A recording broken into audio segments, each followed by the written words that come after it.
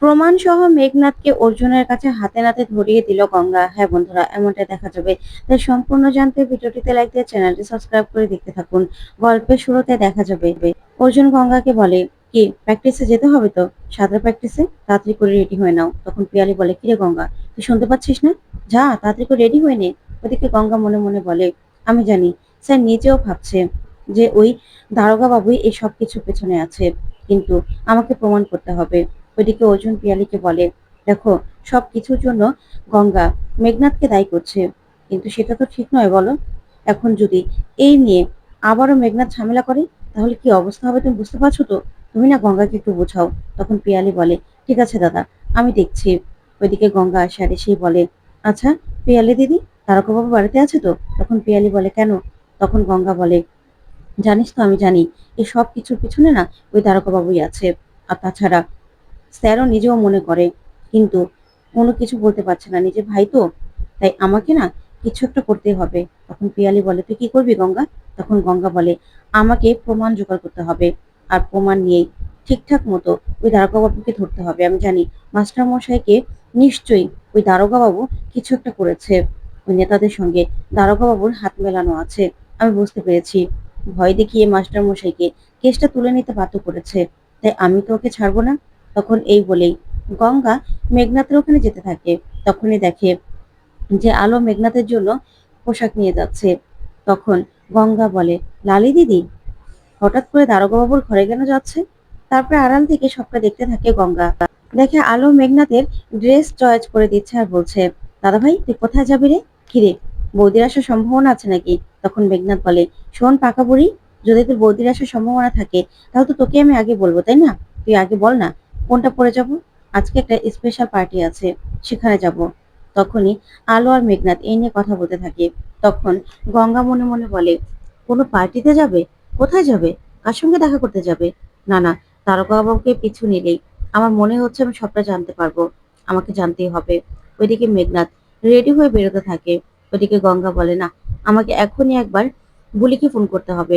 এই বলেই সঙ্গে সঙ্গে নিজের মোবাইলটা নিয়ে বুলিকে ফোন করে গঙ্গা আর বলে, বুলি, তুই তাড়াতাড়ি একটা অটো নিয়ে আমাদের বাড়ির সামনে চলে আয় তো, তারপরে তোকে আমি সবটা বলছি। তখন এই বলেই গঙ্গা বুলিকে সবটা বুঝিয়ে বলে। তখন বুলি বলে, আচ্ছা ঠিক আছে, দাঁড়া, আমি এখনই আসছি। তখন গঙ্গা বলে, আজকে তো দারোগা বাবুকে আমি ধরবই। এই বলেই গঙ্গা বাড়ি থেকে বেরিয়ে পড়ে। ওইদিকে মেঘনাথ নিজের গাড়ি করে সেখান থেকে বেরিয়ে গেলে ওইদিকে বলি বাড়ির সামনে এসেই গঙ্গাকে ফোন করে। তখন গঙ্গা বলে, দাঁড়া, আমি আসছি। তারপরেই গঙ্গা ছুটে আসে অটোর ওখানে আর বলে, তাড়াতাড়ি করে এই গাড়িকে ফলো করতে হবে। তখন বলি বলে, এই দারোগাবাবু কোথায় যাচ্ছে বলতো? তারপরেই গঙ্গার আরেক বন্ধু বলে, আচ্ছা গঙ্গা, আমরা ওনাকে ফলো কেন করছি? তখন গঙ্গা বলে, সবকিছু তোদেরকে আগে পরে আমি বুঝিয়ে বলবো। এবার তাড়াতাড়ি করে যা, আমার মনে হচ্ছে কিছু একটা রহস্য তো আছেই। তারপরে দেখা যাবে মেঘনাথ সেই নেতার বাড়ির সামনে গিয়ে গাড়ি থামায়। তখন তো বুলি আর বুলির বন্ধু বাড়িটা দেখে চিনে ফেলে আর বলে, এটা তো সেই নেতা, নেতার বাড়ি রে, আসল বাড়ি। তখন গঙ্গা বলে, কি বলছিস তুই? তখন ওর বন্ধু বলে, হ্যাঁ, আমি টিভিতে দেখেছিলাম, এটা ওদের আসল বাড়ি। ওই যে, যে ছেলেটাকে তুই পুলিশে নিয়ে গেছিলি, সেই ওর বাবার বাড়ি এটা। তখন গঙ্গা বলে, তার মানে দারোগা বাবু এখানে এসেছে, ওদের সঙ্গে দারোগা বাবুর হাত মেলানো। কিন্তু আমি সবটা জানবো কি করে বলতো? আমাকে তো দেখতে হবে ভিতরে কি হচ্ছে। ওইদিকে মেঘনাথ সবার সঙ্গে বসে একসঙ্গে মদ খেতে থাকে, আর সেই ছেলেটা ও বন্ধুদের নিয়ে নাচানাচি করতে থাকে। এদিকে বুলি বলে, আমারও মনে হচ্ছে ভিতরে কোনো পার্টি হচ্ছে। তখন গঙ্গা বলে, দাঁড়া, এই গাছ বেয়ে আমাকে উপরে উঠতে হবে। তোরা না আমাকে কেউ আসলে বলবি, ঠিক আছে? আমাকে আজকে প্রমাণ জোগাড় করতে হবে। আর এই ভিতরে কি হচ্ছে তাও তো গঙ্গার দেখতে ইচ্ছে করছে। গঙ্গা আজকে সবটা দেখবে। তারপরে দেখা যাবে ওইদিকে মেঘনাথের সঙ্গে কথা বলছে সেই নেতা। এদিকে গাছ বেয়ে উপরে উঠে যায় গঙ্গা। আর গাছ বেয়ে উপরে উঠে মোবাইল দিয়ে জুম করে সবটা ভিডিও করতে থাকে আর ছবি তুলতে থাকে গঙ্গা। এদিকে দেখা যাবে সেই নেতার ছেলে নেতাকে বলতে থাকে, বাবা, এখন তো দারোগা বাবুর গিফটটা দারোগা বাবুকে দাও।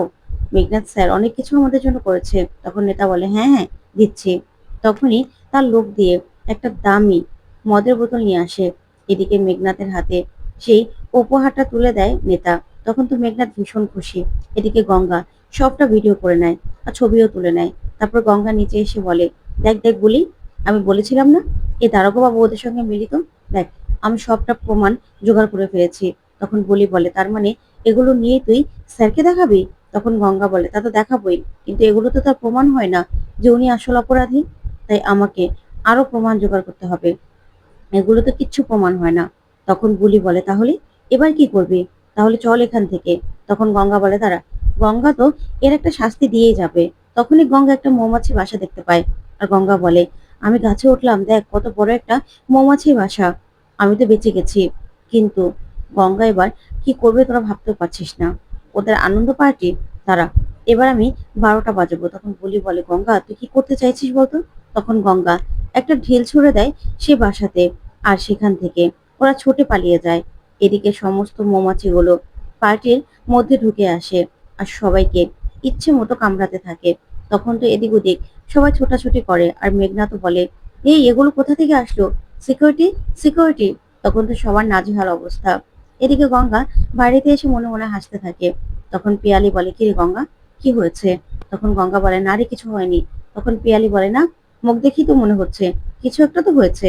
ওদিকে আলো পিয়ালিকে এসেই বলে, আজকে না দাদাভাই পার্টিতে গেছে, দাদাভাই খাবে না।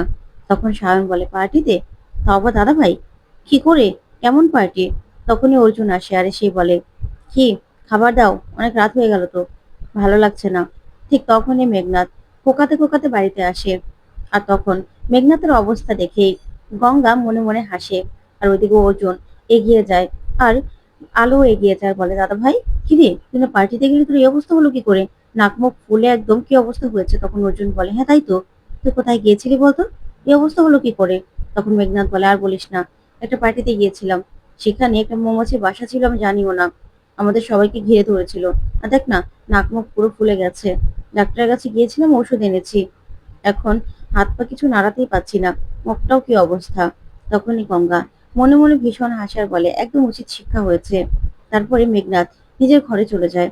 এদিকে আলোকে গঙ্গা বলে, আচ্ছা, আমি বরং দারোগা বাবুর জন্য বরফ নিয়ে যাচ্ছি।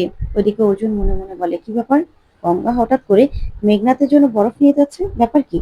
ওইদিকে মেঘনাথ বলে, ধুর, এত দামি একটা গিফট দিল, তাও আনতে পারলাম না, কি যে হলো, এই মৌমাছিগুলোই বা কোথা থেকে এলো, একদম তো কামড়ে শেষ করে দিয়েছে, হাত পা কিচ্ছু তুলতে পারছি না। তখনই গঙ্গা আসে আর এসে বলে, দারোগা বাবু। তখন গঙ্গাকে দেখে মেঘনাথ ভয় পেয়ে যায়। তখন গঙ্গা বলে, ইস, কি অবস্থা, আপনাকে এই মৌমাছিও ছাড়লো না। তখন মেঘনাথ বলে, আমার এই অবস্থা দেখছো, তারপরে মজা করছো? তখন গঙ্গা বলে, মজা করছি না তো, আপনার জন্য দেখুন, আমি বরফ নিয়ে এসেছি, বরফ ধরলে ভালো লাগবে। তখন মেঘনাথ বরফ ধরলে গঙ্গা বলে, নিশ্চয়ই আপনি কোনো পাপ করেছেন, তাই না? সেই জন্য মৌমাছিও আপনাকে শাস্তি দিয়েছে। আসলে পাপ না বাপকেও ছাড়ে না। তখন তো এই কথা শুনে মেঘনাথ তাকিয়ে থাকে। তারপর দেখা যাবে মেঘনাথ মাস্টারমশাইকে গিয়ে শাসাতে থাকে। আর সেখানেই অর্জুন গিয়ে হাজির হয় আর বলে, কি ব্যাপার মেঘনাথ, তুই মাস্টারমশাইকে এভাবে শাসাচ্ছিস কেন? তখন মেঘনাথ বলে, না না, আমি কেন শাসাবো? তখন গঙ্গা বলে, শুধু উনি শাসাচ্ছেন, আমার কাছে প্রমাণ আছে, মন্ত্রীর সঙ্গে উনি হাত মিলিয়েছে। তো বন্ধুরা, কেমন লাগলো আজকের